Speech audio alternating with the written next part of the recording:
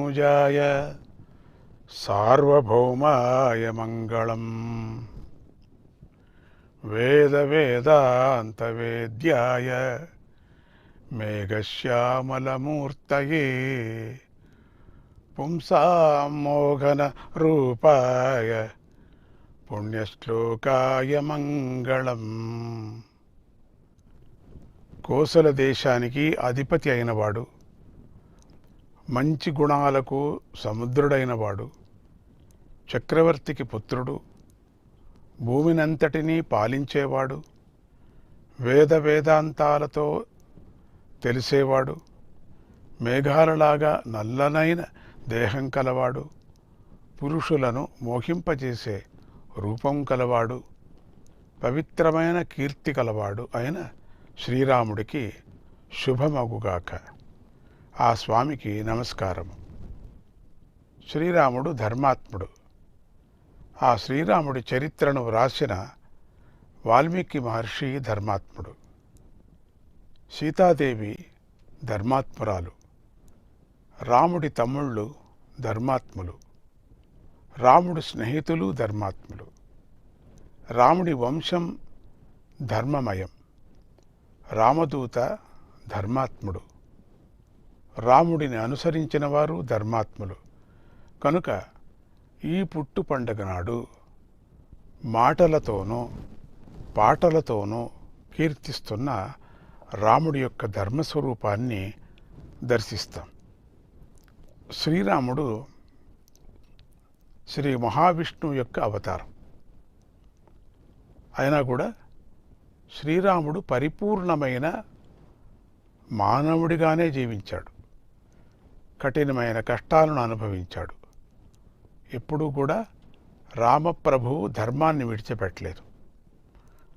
ధర్మ మార్గంలోనే నడుస్తూ ప్రతి విషయాన్ని స్వయంగా ఆచరించి చూపించాడు.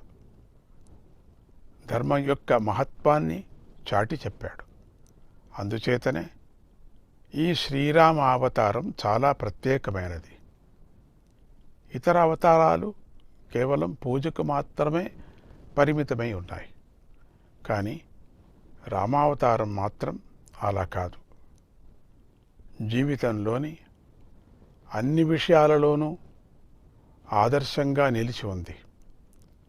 శ్రీరాముడు మనిషికి జీవితమంతము ఆదర్శప్రాయుడే నిలిచున్నాడు. మానవుల శ్రేయస్సు కోసం వేదంలో 2 మార్గాలు ఉపదేశించబడ్డాయి. అవే ప్రవృత్తి మార్గము, నివృత్తి మార్గము. వాటినే కర్మ మార్గము, జ్ఞాన మార్గాలు అంటారు. వేదంలో చెప్పిన ఈ 2 మార్గాలను శ్రీరాముడు ఆచరించి చూపించాడు. ధర్మం యొక్క గొప్పదనాన్ని చాటాడు. రాక్షసి అయిన తాటక బంగారం లాంటి మలద కురుదేశాలను నాశనం చేసింది. మలద కురుదేశాలు కర్మలను, ధర్మాన్ని నాశనం చేసింది. గోవులు, విప్రులతో పాటు దేశానికే కీడు తలపెట్టింది. అందుకే శ్రీరాముడు తాటకను వధించి ధర్మాన్ని స్థాపించాడు. అప్పుడు ఆ దేశాలు అన్నీ బాగుపడ్డాయి. అందరూ బాగున్నారు. శ్రీరాముడు అరణ్యవాసం చేస్తున్నప్పుడు ఋషులందరూ వచ్చి శరణు వేడారు. వారు ధర్మాత్మలు. చక్కగా సత్కర్మలు చేసుకుంటూ ధర్మంగా జీవిస్తున్నారు. అలాంటి ఋషులను ఏ కారణం లేకుండానే రాక్షసులు వధిస్తున్నారు. వేదంలో చెప్పబడిన కర్మ మార్గాన్ని రాక్షసులు ధ్వంసం చేస్తున్నారు.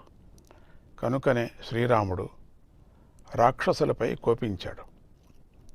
వారితో శత్రుత్వం పెట్టుకున్నాడు. మంచి మార్గంలో నడిచే ఋషులను పీడించే వారందరినీ ఒక్కసారిగా వధించాడు. సత్యధర్మాలను పట్టుకున్న వారికి ఎలాంటి ఆపదలు కలగకుండా చేశాడు.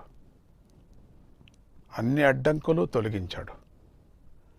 ఈ భూమి కర్మభూమి కనుక ఇక్కడ పుట్టిన వారందరూ వేదంలో చెప్పినట్లుగా పుణ్యకర్మలు చెయ్యాలి అని శ్రీరాముడు ఘోషించాడు.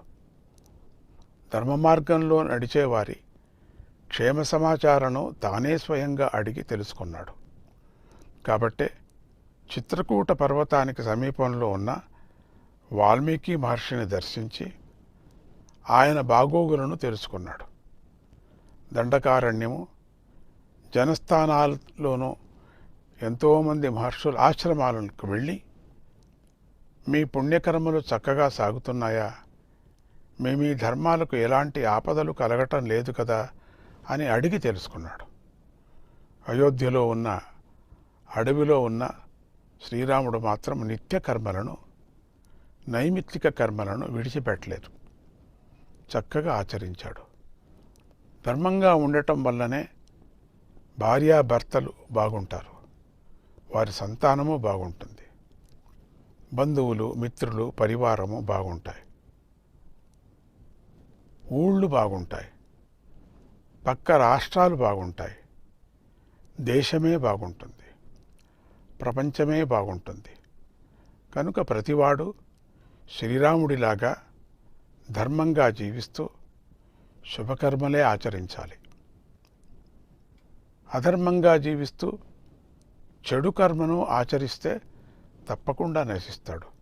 కనుక ప్రతి ఒక్కడు శ్రీరాముడిలాగా పితృదేవతలను పూజించాలి, అతిథులను పూజించాలి, దేవతలను పూజించాలి, సంతోషపెట్టాలి.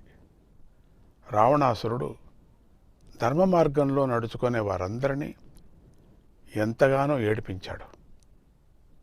అలాంటి ఆ రాక్షసుడిని రాముడు వధించి ధర్మ మార్గాన్ని ఉద్ధరించాడు. నిత్యకర్మలంటే స్నానం చేయటం, జపం చేయటం, హోమం చేయటం, దేవతలను పూజించటం, అతిథులను పూజించటం, ప్రాణులకు అన్నం పెట్టడం వంటివి. ఈ నిత్యకర్మలను శ్రీరాముడిలాగా ప్రతి ఒక్కరూ చేయాలి. శ్రీరాముడు ప్రాతకాలంలోనే నిద్రలేచి సంధ్యకు దండం పెట్టాడు, సూర్యుడికి నమస్కారం పెట్టాడు, దేవతలను పూజించాడు. ఇది మనకు రాముడు విశ్వామిత్రుడి వెంట వెళుతున్నప్పుడు తెలుస్తుంది. అలాగే శ్రీరాముడు దేవతలను పూజించాడు, పితృదేవతలను పూజించాడు. ఇది మనకు శ్రీరాముడి సుతీక్ష్ణ మహర్షి ఆశ్రమంలో నివసించేప్పుడు తెలుస్తుంది. ఇక నైమిత్తిక కర్మలంటే శుభం కలగటం కోసం, అశుభం తొలగటం కోసం ఆచరించే కర్మలు. ఈ నైమిత్తిక కర్మలను శ్రీరాముడు ఆచరించాడు. కనుక అందరూ వీటిని శ్రద్ధగా ఆచరించాలి. అప్పుడే ధర్మాన్ని ఆచరించినట్టు అవుతుంది. దశరథుడు మరణించిన తరువాత శ్రీరాముడు అడవిలోనే తండ్రికి శ్రద్ధగా శ్రాద్ధకర్మలు చేశాడు. పితృరుణానికి విముక్తుడయ్యాడు. తన తండ్రికి, తన మిత్రుడైన జటాయువుకు కూడా తన తండ్రిలాగానే తగిన సంస్కారాలు చేసి కర్మ చేయటంలో ధర్మంపై గల శ్రద్ధను చాటాడు. శ్రీరాముడు అడవికి వెళ్ళిన ముందు, వెళ్ళి వచ్చిన తర్వాత కూడా ఎన్నో యజ్ఞాలు చేశాడు. పట్టాభిషేకం చేసుకున్న లెక్కలేనని యాగాలు చేశాడు. సంధ్యను ఉపాసించాడు, గాయత్రిని ఉపాసించాడు, సూర్యుడిని ఉపాసించాడు, దేవతలందరినీ ఉపాసించాడు. ఇలా శ్రీరాముడు తన నడవడికతో నరుడు నారాయణుడు కావచ్చు, మానవుడు మాధవుడు కావచ్చు అని నిరూపించాడు. ధర్మంగా జీవించటం వల్లనే అన్నీ లభిస్తాయి అని తెలిపాడు. సత్యంగా ఉండటం వల్లనే కర్మ మార్గాల్లో విజయం లభిస్తుంది. కనుక మానవుడి యొక్క జీవితమంతా సత్యధర్మాలను ఆచరించటం మీదే ఆధారపడి ఉంది. శ్రీరాముడు సత్యాన్ని పట్టుకొని సత్యవ్రతుడయ్యాడు, ధర్మాత్ముడయ్యాడు. అందుచేత సత్యధర్మాలు పట్టుకున్న వాడికి దానాలు, యాగాలు, యోగాలు, తపస్సులు, హోమాలు మొదలైనవి ఫలిస్తాయి.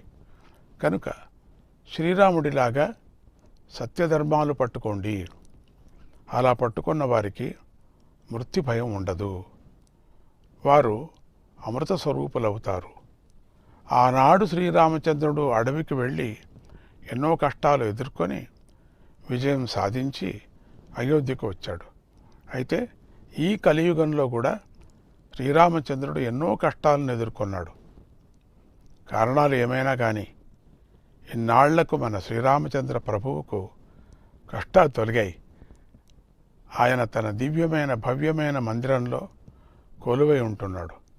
ఇది మనందరికీ భాగ్యం, మనందరి అదృష్టం. ఇక మనందరినీ శ్రీరాముడు పాలించబోతున్నాడు. కనుక అందరూ ధర్మాత్ములై ఉండండి. అదే ఆయనకు ఇష్టం. ఆయన ధర్మాత్ముల వెంట ఉంటాడు. ఈ శుభ సందర్భంలో అందరూ రామకోటిని వ్రాయండి, రామనామాన్ని జపించండి, రాముణ్ణి పూజించండి. ఎంతో భక్తి శ్రద్ధలతో సీతారాములకు కళ్యాణం జరిపించండి, పట్టాభిషేకం చేయండి. రామాయణాన్ని ఇంటింటా చదవండి. రాముడి గురించి పిల్లలకు చెప్పండి. రాముణ్ణి కీర్తించండి. మీ అందరికీ సత్యధర్మ ఆచరణం పట్ల ఆసక్తి కలుగుగాక. సీతా కళ్యాణాన్ని కూడా చేయండి. సత్యనారాయణ వ్రతం చేసినట్టుగా సీతా కళ్యాణం, వెంకటరమణ స్వామి కళ్యాణం చేసేటట్టుగా సీతా కళ్యాణం కూడా, సీతారామ కళ్యాణం కూడా చేయండి. పుణ్యాత్ములై అందరూ శ్రద్ధగా ధర్మాన్ని ఆచరించెదురుగాక. మీ అందరిపైన ఆ సీతారాముల అనుగ్రహం ప్రసరించుగాక. అంతటా